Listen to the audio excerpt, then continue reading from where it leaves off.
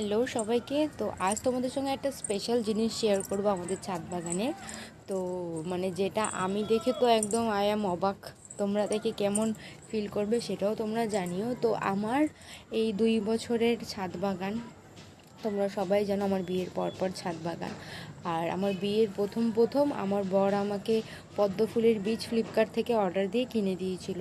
যেহেতু আমি পদ্ম ফুল খুব পছন্দ করতাম তাই জন্য কিনে দিয়েছিল।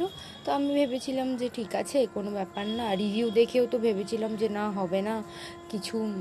তাও চেষ্টা করেছিলাম একটাকে বেশ ঘষে, অনেকটা মাথা ওই সিরিজ পেপার দিয়ে ঘষে ওটার ভিতর থেকে একটা গাছ বেরিয়েছিল।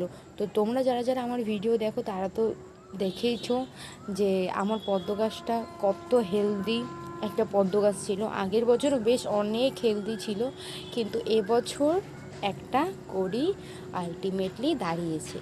অনেক বকবক হয়ে গেল, এবার তাহলে আলটিমেটলি দেখিয়েই দিই ফুলের অবস্থাটা।